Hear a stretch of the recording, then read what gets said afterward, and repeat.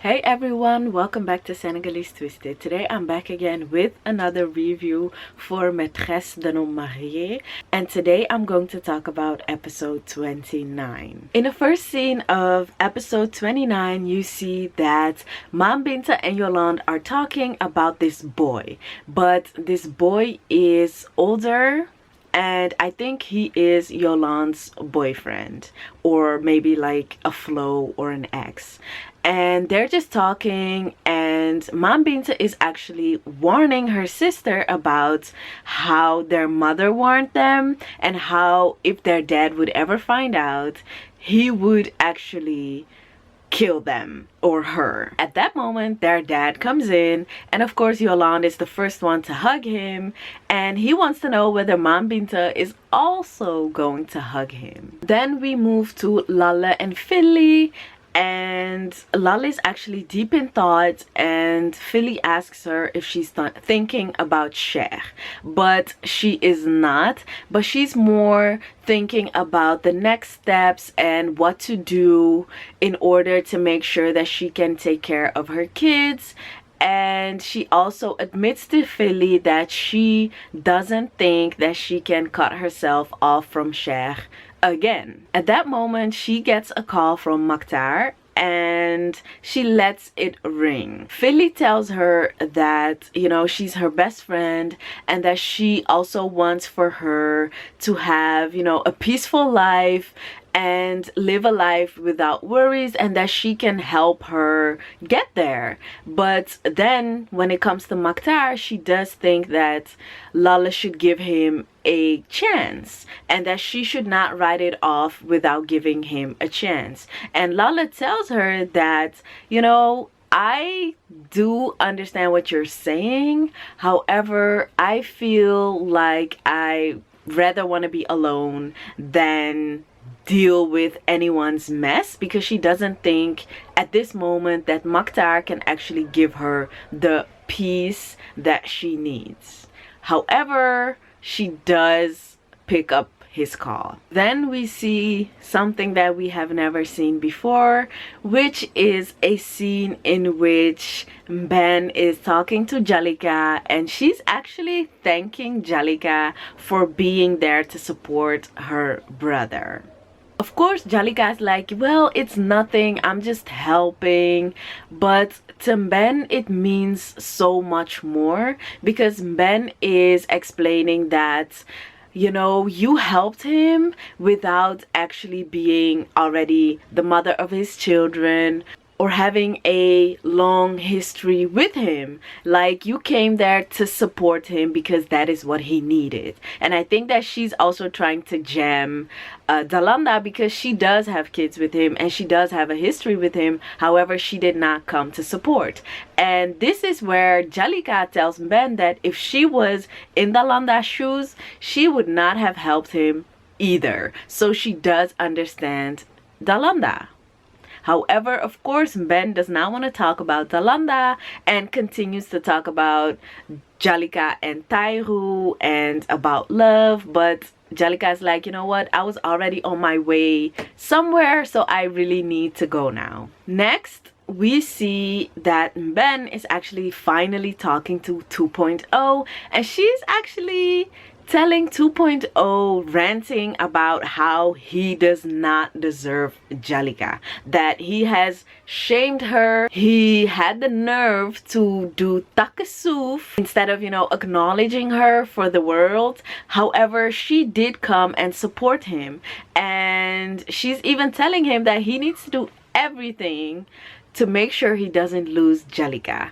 And Tahirou is like, how? And she's like, you know what, you need to take responsibility for everything you have done. However, she does say that she thinks that there is love, because in Mbène's eyes, the fact that Djalika helped Tahirou and is assisting him almost every day, that is an act of love. However, Tahirou is telling her that no, ma'am, Djalika just has a good heart and this is just her beautiful heart showing. Eventually, Mbène also tells Tahirou2.0 that compared to Dalanda, that Djalika is like the perfect woman, I think.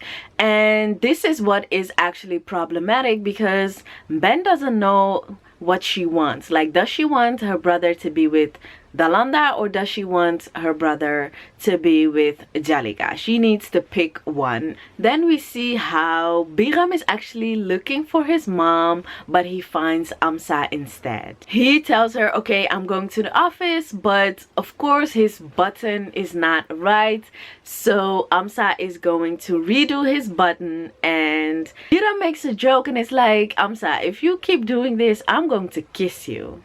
Amsa is actually telling him that, you know what, let me tell you something, because you have been supporting me with my salon. Now my salon is here. I want you to come and see the progress. But of course, Biram has been stressed from work and hasn't had the time, so he tells her that, you know what, if I get off early today, I will come by. And Amsa does not let it go because she's like, are you sure you're not going to that girl's house, Djalika's house, and forget about me? And he's like, no, me and Djalika, I don't think it's going to work. Then we see how Rocky is trying to tell Mansoura that the budget that is left for Biram City is not enough. Mansoura tries to say that it's like a balancing error at the bank, but also that there are still investors that need to bring in the money. But I don't think that Rocky is believing all of that. Then the twins are walking home, and while they walk home, there is this guy who wants to know why Yolande is not responding to his messages, watching his snap stories but not saying anything and not picking up her phone.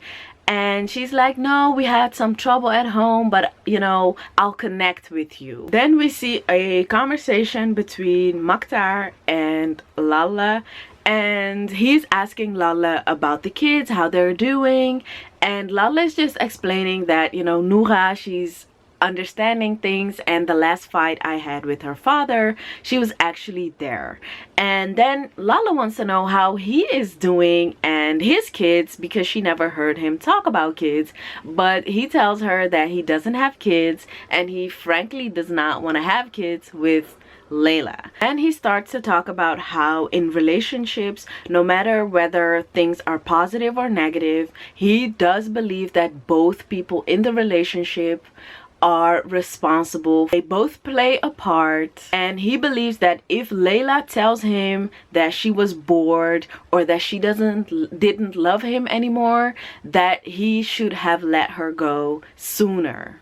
However, that does not mean that she had the right to sleep with another man. Lala tells him that she understands, and on her side, she's of course happy that, you know, Sheikh got unmasked and that he was not loyal and serious and not deserving of her second chance. Then we see a daydreaming Rocky lying on her desk basically, and then Biram is telling her that, you know what, I am in charge of this company and I need to take care of my employees, so I'm sending you home. Then we see that Dalanda, Mbène, and Mam Binta are sitting at the breakfast table. Dalanda's asking Mam Binta how school was, and while Mam Binta is answering, Mbène is basically taking over the conversation and asking her if she's seeing Yolande at school. Yes.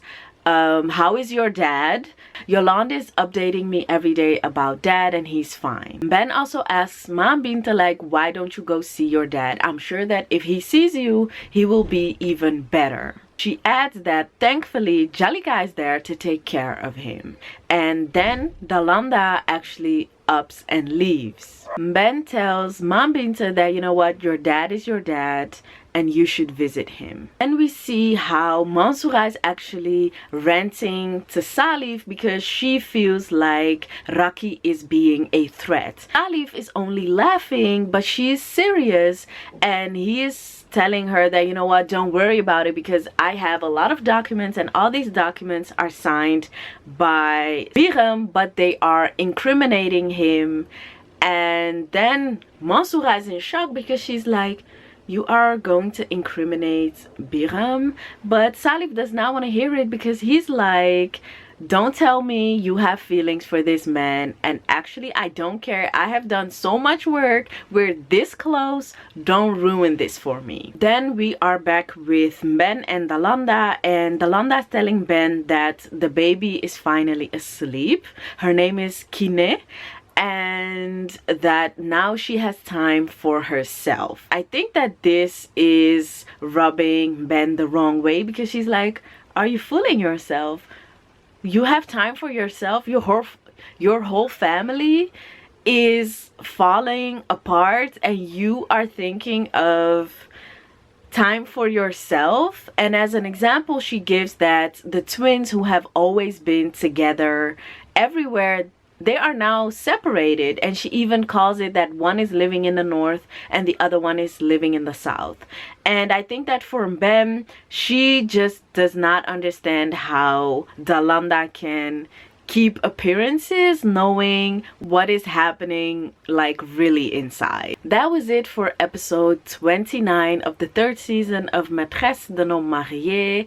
I want to thank everyone for watching. Don't forget to like, comment, and subscribe. If I have forgotten anything, you will be able to find it in the comment section below, and I will see you in my next video.